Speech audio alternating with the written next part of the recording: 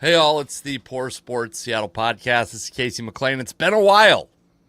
I want to say it's almost 2 weeks since there was a podcast. Maybe it's over 2 weeks. Yeah, I mean, just busy summertime, trying to soak up the last minutes of summer, and decided not to do a podcast. My choice. A lot has happened in the meantime. I've got I did write notes in between. I had planned on doing episodes and didn't do them, so I have multiple revisions on my Mariners playoff odds notes.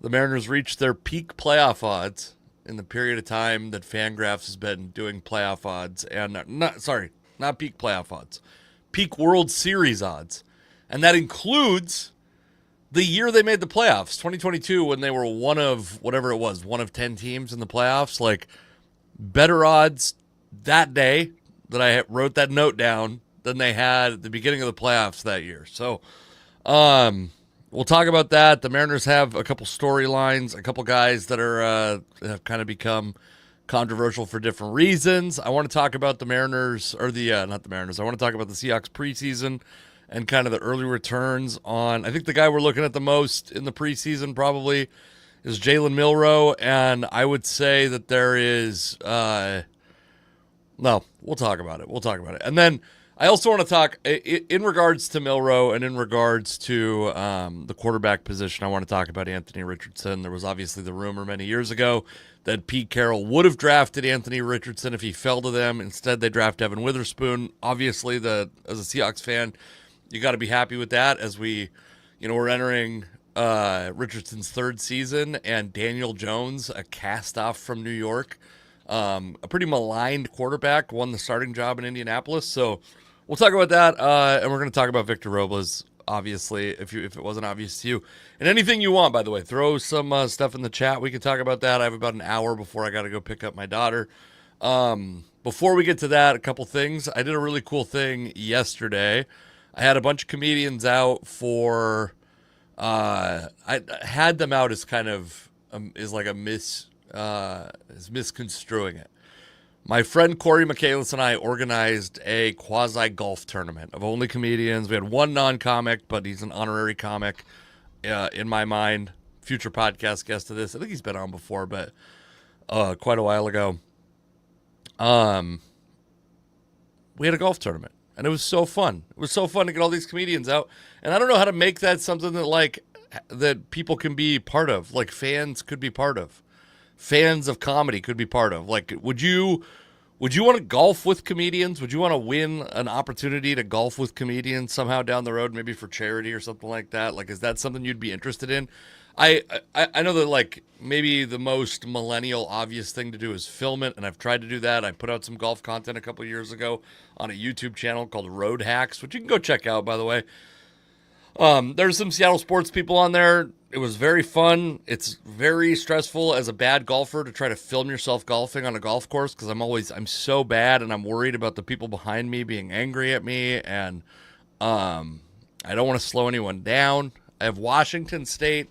I have Pacific Northwest, passive aggressive, whatever that is, lack of self-esteem. So that was very fun. And then I also had a kind of interesting situation. I think since the last podcast, and maybe not, but I had a moment. I have some new neighbors in my neighborhood, and we had a tree fall down in my neighborhood. We had one large limb of a tree fall down. Loyal listeners to the podcast may remember that last year I had, from the same tree, a limb fall on my pickup truck. That was a big ordeal. I ended up getting some money for my truck and got to keep my truck. That was like a great outcome for me. This time it fell on my neighbor's shrubs and kind of covered her parents' car for a little bit. They had to cut it out.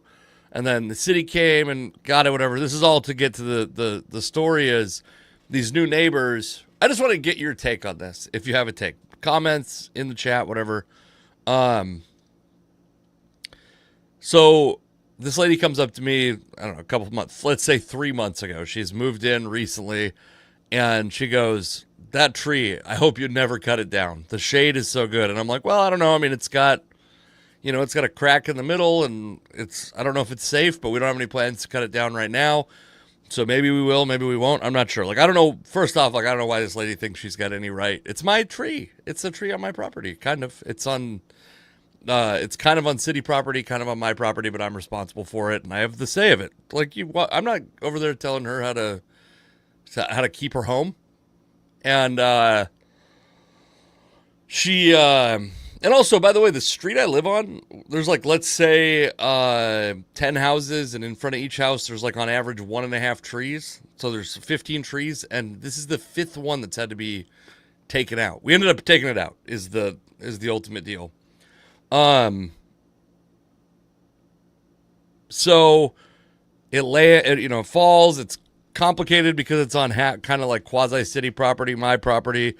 So we call the city, they come out, they determine it's unsafe, they take it out. They have this program where they will take out a dangerous tree and then they will plant a new tree. City of Tacoma, by the way, shout out to the city of Tacoma. They will plant a new tree and then water that tree for 3 years. Great deal, right? But they're the city, they're the local government, they're bureaucratic and all this bullshit. So I'm literally on the phone with the city a half hour after this tree fell. I had to call like the after hours non-emergency line. From that moment, it took like 2.5 weeks to get this tree taken out. Whatever. It saved me $1,000 to not, and I don't have to worry about all this stuff with pulling permits, and they're going to plant this extra tree, and I'm certain I'm not doing something illegal by taking something off of city property, whatever. And then this lady flags my wife down the other day, has not talked to me about this tree one moment, has not talked to my wife about it one moment, flags her down, goes, give me your number. I got to send you all this information on this thing that you can get the city to replace your tree. Well, my wife, she doesn't know all the details of this thing that I set up with the city. And so she comes to me and she goes, yeah, that lady down the street, she wants us to, or she told me about this contract to get a new, and I'm like, oh yeah, I already did that. We don't need to worry about it. Already did it. It's in the works. So then 2 days ago, my wife was out doing some work out of the house. I got both kids at home. I'm cooking dinner for both of them. I'm on the phone talking some comedy business. And this lady comes to my door and starts knocking on my door. And my dog is going crazy. And in this situation, if I'm cooking dinner for both kids, I would probably just let whoever it is just go. But she's persistent.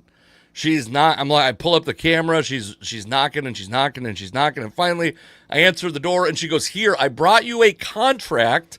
She had brought a blank version of the contract from the city so that I could sign this. She thought the thing that we needed was for her to print out a contract, bring a pen in the contract so she could get my signature, as though I'm going to trust this lady from 2 doors down to just bring me a contract and I'm going to rubber stamp it. But also, we had already done it. And then I fucking yelled at her.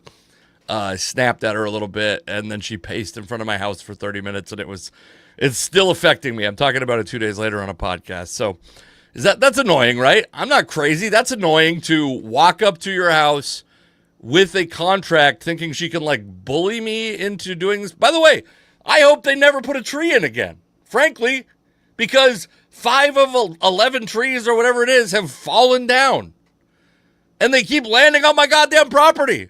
Anyways. This is embarrassing to do with nobody in my home. I'm not talking to anyone, and nobody's giving feedback. But that's what I've been dealing with, folks. Is this tree situation? So the Mariners have a fallen tree of their own. Let's. I'm gonna pull up. Hold on. We have.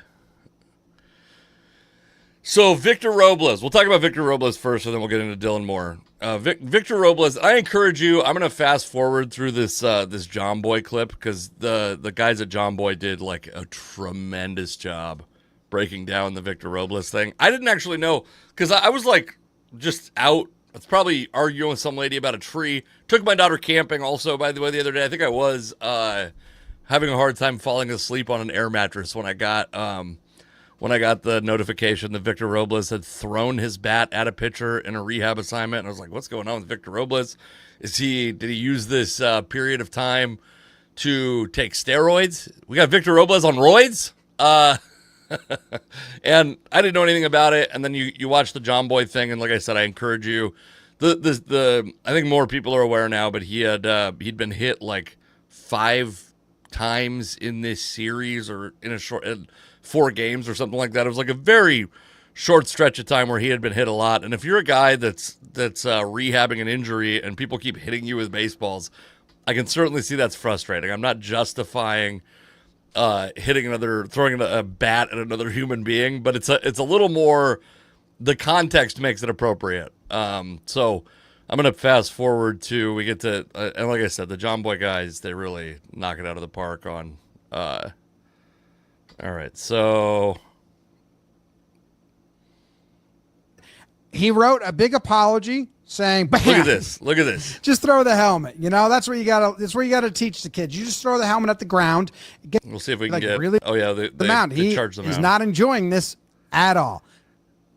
Manager comes out to fight on his behalf, looking like Super Dave Osborne, but just more docile and less alive. And this turns and says, "Wow, okay, see ya. Sorry, bud. It's not a hit by pitch." The at bat continues. Foul ball. They say he didn't go.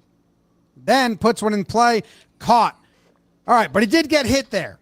In the next at bat against the same pitcher, Estes, who has now hit him twice, and he's been hit 4 times, hits him right in the shoulder. All right, so I think they do a good job of giving you the context of been hit. This is the 5th time he's been hit in a short amount of time in a rehab stint. He's just there to get his reps in. He's not there to earn his way to the big leagues. He's not there to win a championship. He's just there to get the reps. And even from his perspective, I can understand. One thing I think you got to remember that it's important to remember is even though for the fans, Victor Robles is like this plucky underdog mascot, this dude is a fucking professional athlete. This dude is probably the alpha of his family. He's probably the most successful of everyone he grew up with. He probably grew up being, Victor Robles was, by the way, a super prospect at one time, and probably an ill-advised super prospect, a guy that didn't have a ton of power, that was like going to be a pretty good outfielder, and it was all projection. It was all this like, if he develops power, but he didn't show it until his stint with the Mariners. Anyway, this is this dude. This is not like, he's not some like adorable mascot. Like I feel like sometimes fans like Joey Cora, the Mariners' Joey Cora was probably a fucking demon in his local neighborhood as a baseball player. So, we'll get to the actual throw here. He did swing at it, and then he throws the bat. What the fuck, man? What the fuck are you doing? Also, by the way, last time I tried to play audio on this show, I apparently did not play the audio. We were watching Ken Walker's, and my buddy Bob Springer pointed out that basically everyone just had to listen to me breathing, so I hope that did not happen now. Please let me know you heard that audio, because that is fucking horrifying if not.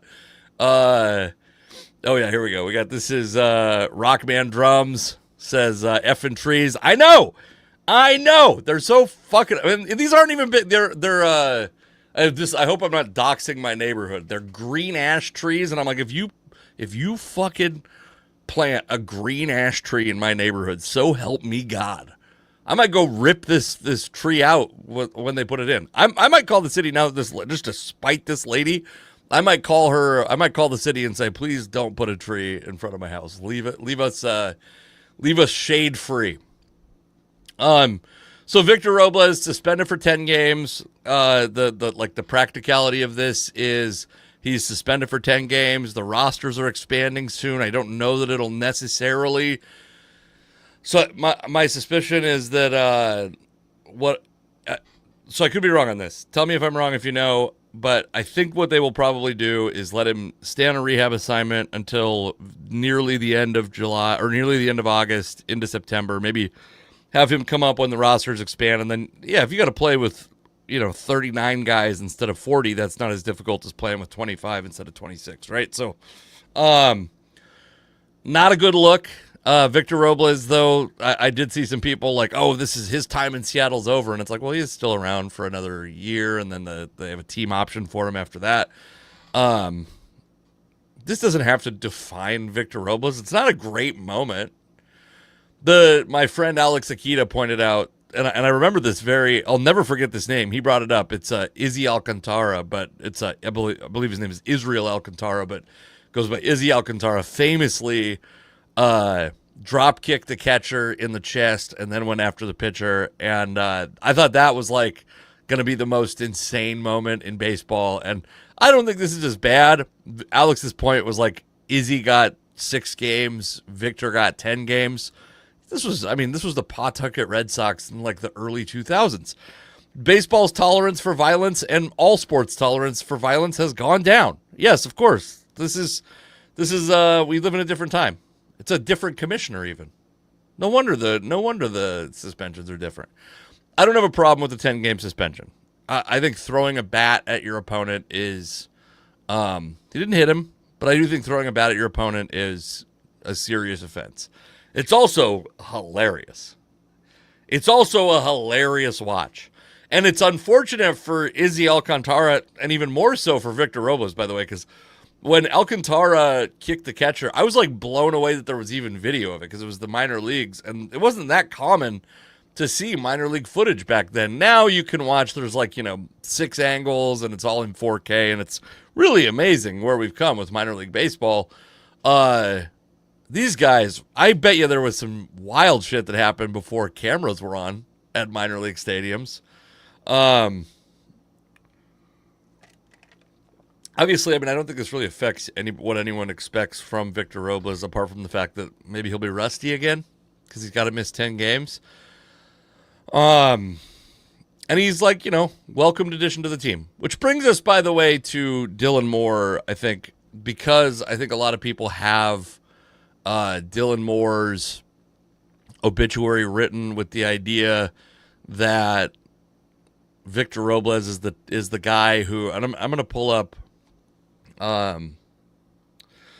This is Dylan Moore on Fangraphs game logs from May 28th until now. This is not I'm not the first one to bring this information up, and I don't want to spend a million years talking about how bad Dylan Moore has been. We all know he's been bad. 51.4% strikeout rate. This is since May 28th. 3 hits. One of them was a double, so 1 extra base hit, 1 home run. Sorry, 1 double, 1 home run, 1 single. In I believe 74 plate appearances now.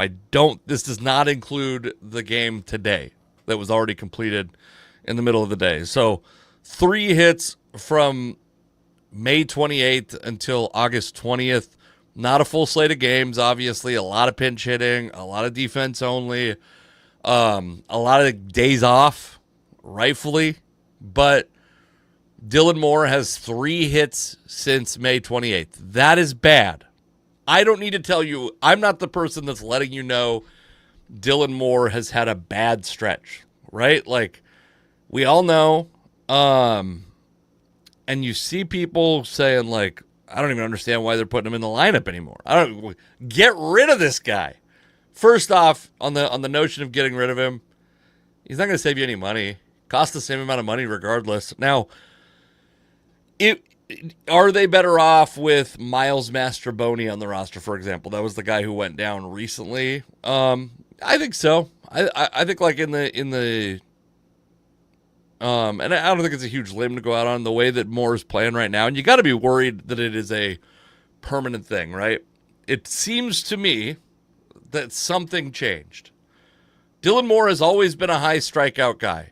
But to go from a guy who was striking out 27% to 51%, a guy that was hitting the ball hard, to a guy that's striking out over half of his plate appearances, I believe his hard hit rate is 0% in this stretch. That's troublesome. That's worrisome.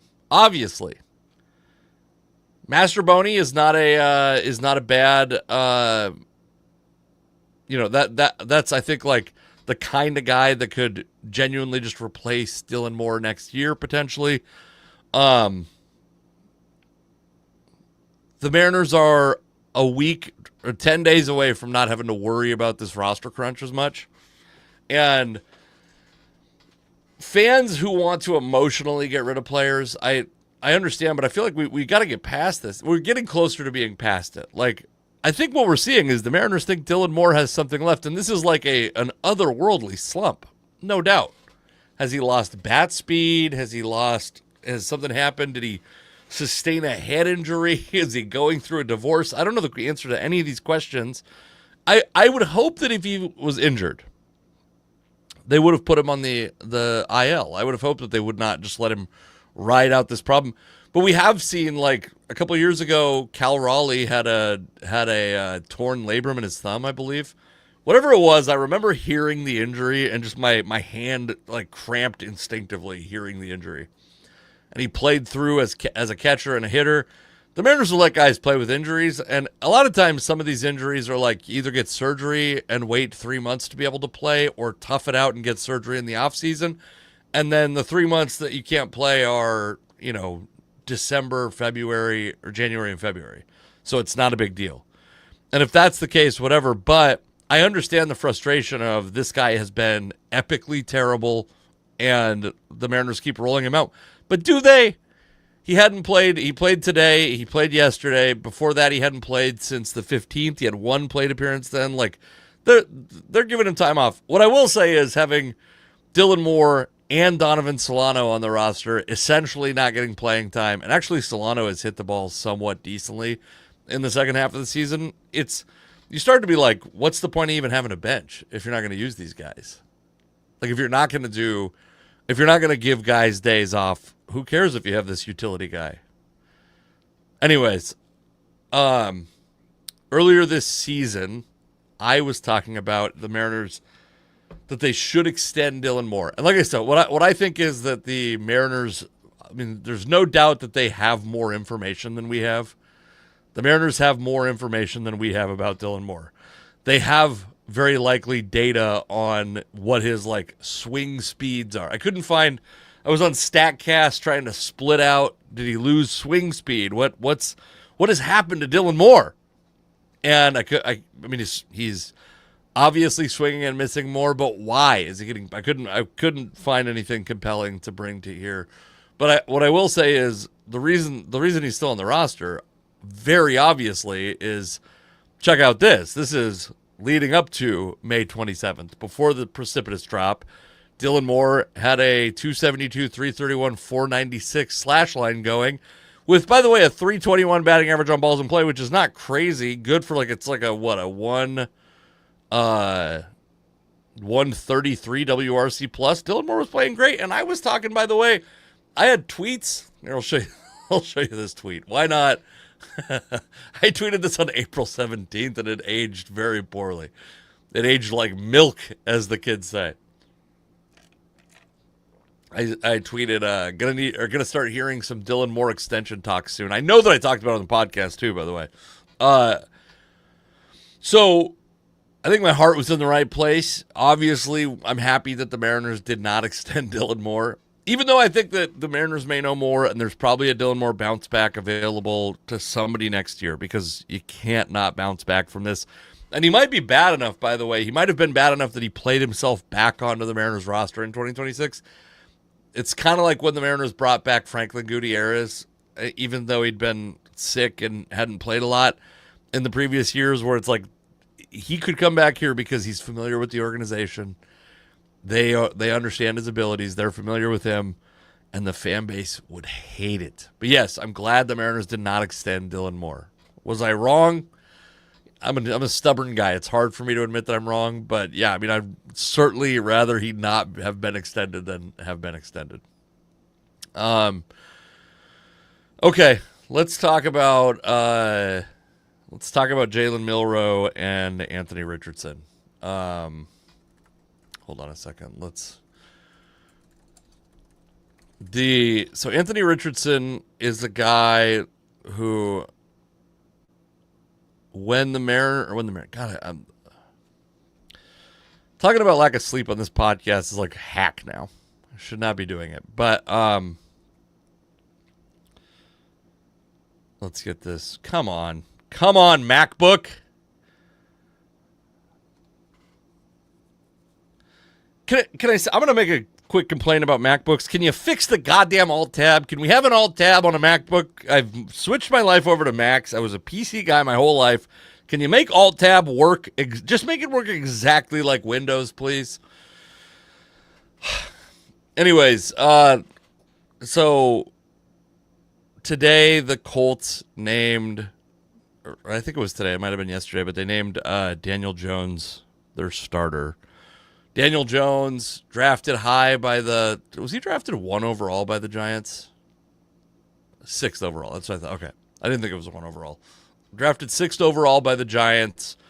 I don't even want to go look at the quarterbacks who were available when he got drafted. Has not been a huge success, but still was given a second contract, made a lot of money in New York, showed promise at times, and at times was like, one of the worst quarterbacks in football statistically. So Daniel Jones is not a world beater. He's not a guy that comes in and you're like, the automatic expectation is this dude will be the starter.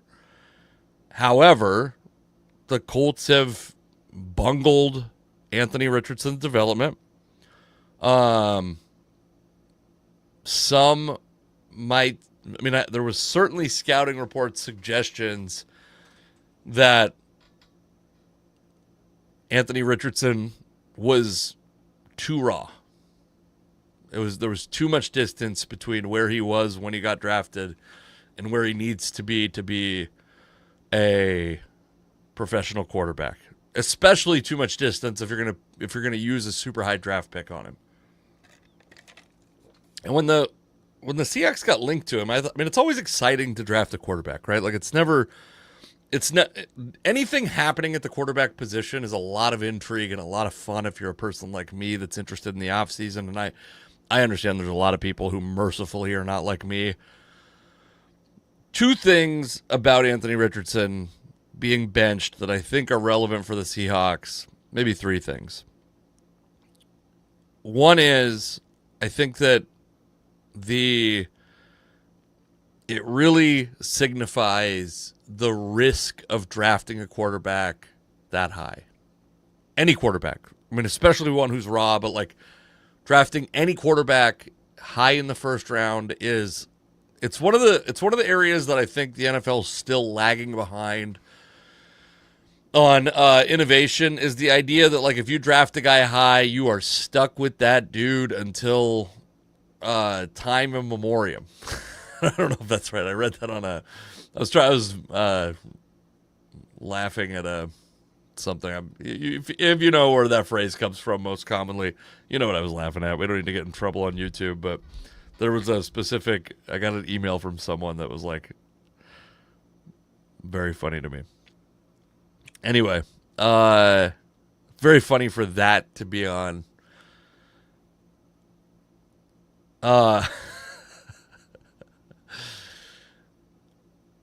When you draft a quarterback, a lot of times that guy just becomes... I've heard some kind of interesting thoughts on quarterbacks and how they're like extensions of the ownership and how that leads to some kind of bias against certain types of quarterbacks. What I was listening to applies to Anthony Richardson also. I was talking about the bias against black quarterbacks, but I do think there is definitely a thing where, because they are an extension of ownership, an extension of the front office, an extension of the coaching staff, an extension of the PR team, they're every part of the team. Like, some part of it runs through the quarterback, that once you make that decision, it is catastrophic in the eyes of talent evaluators to back off of that decision. So, do I think Daniel Jones is here's what I'll say. As a Seahawks fan that was intrigued by the idea of the Seahawks drafting Anthony Richardson with the idea, and it's the same thing you've heard me say a bunch this offseason about Jalen Milroe, with the idea that Anthony Richardson would immediately become the best athlete on the field. He was DK Metcalf or better level of athleticism, but played quarterback. That's incredible. I think you could have... Because the Seahawks drafted Jalen Milroe in the 3rd round instead of the 1st round, they could mess around with it a little bit. the stakes aren't as high.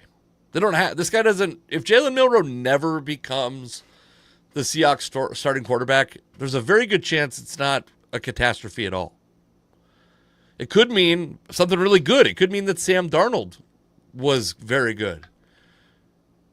It could mean that Drew Lock was very good. It could mean that the Seahawks draft a first-round quarterback next year. It could mean a lot of things that are good.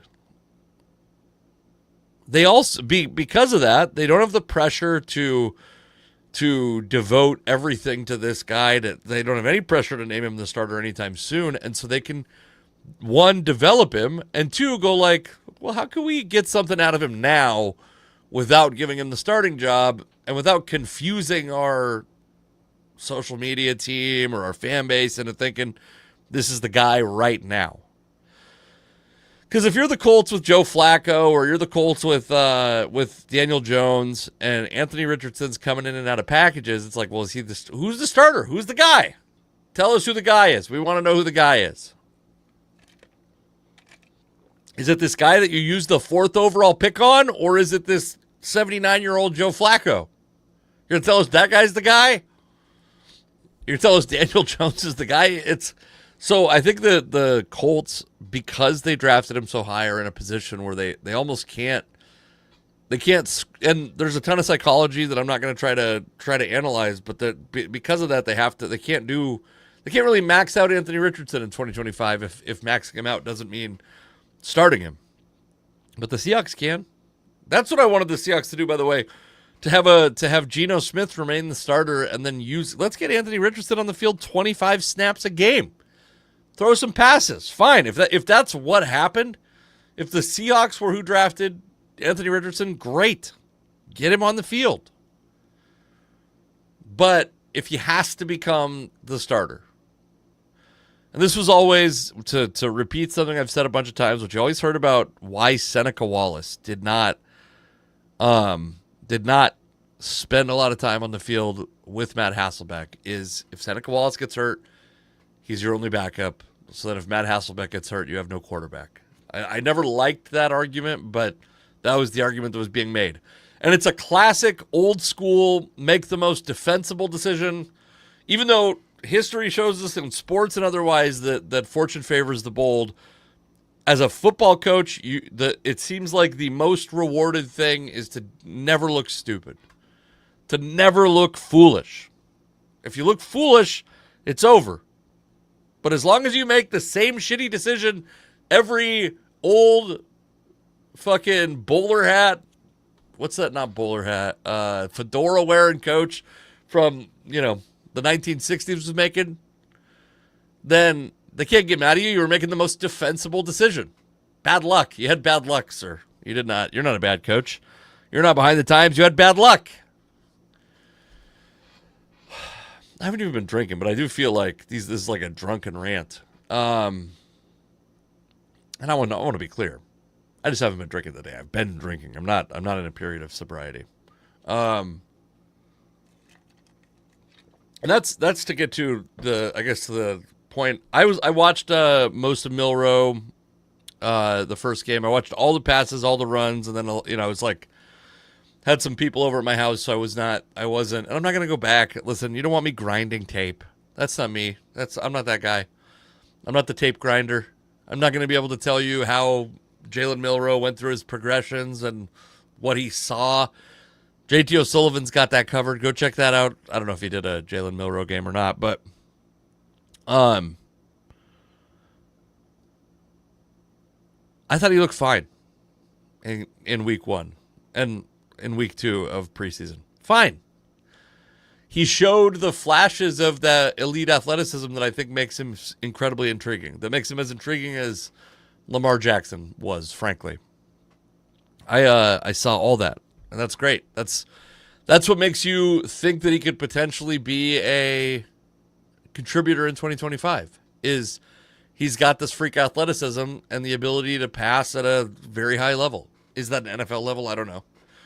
I don't know if he's there yet, but yes, he's very intriguing, and he's a 3rd-round pick, and you have another backup. The recipe is there. I hope he gets 7 touches a game. That'd be great. I hope he never gets targeted for a pass. But yeah, 5 runs, 2 passes a game. Great. Maybe they're going to be gimmicky plays. Maybe they're not stuff that's like directly related to his development. But I can't imagine it hurts to just throw a ball on an NFL field with pass rushers in your face, no matter what position you're starting out at. There is a website, not a website. That's like a very boomer. Have you guys seen this website? They trick me every now and then. It's called Saturday Morning Inspection. Have you seen these guys? They do a lot of, hang on, they do a lot of, we'll share this tab. Look at these thumbnails. Can you guys see these? Let's, here's what we'll do. We'll share the screen a little differently. So look at these thumbnails. 3rd round steal.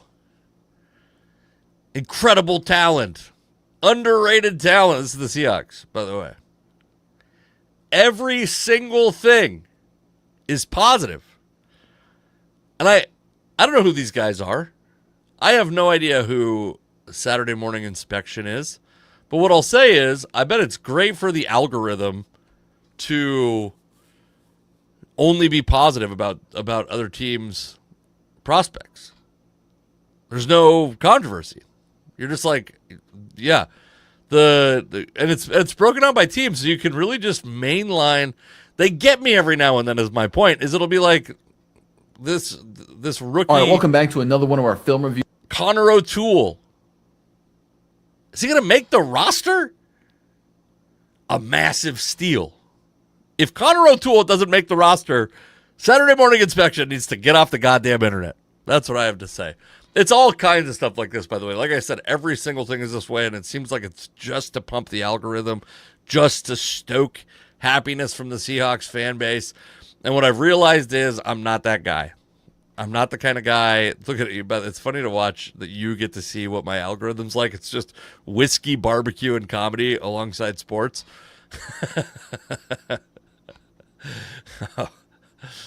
Anyway, okay. I got to go pick up my kid. Thank you guys for watching. Thank you for waiting for me to come out with an episode. I'll try to be back on my wife goes back to school. Everyone's out of my house soon, and it'll be a lot easier to record podcasts. Also, please come see me, by the way. I'm at Spokane Comedy Club tomorrow, and I'll be at the Spokane One Arena opening for Bert Kreischer on Saturday, which I believe there's some tickets still available, by the way, so go check that out. I believe it will be the biggest crowd I've ever performed for, so come check that out. Thank you guys for listening. Talk to you all later at some point. Casey McLean Comedy everywhere, and go watch my special, Do Not Shave.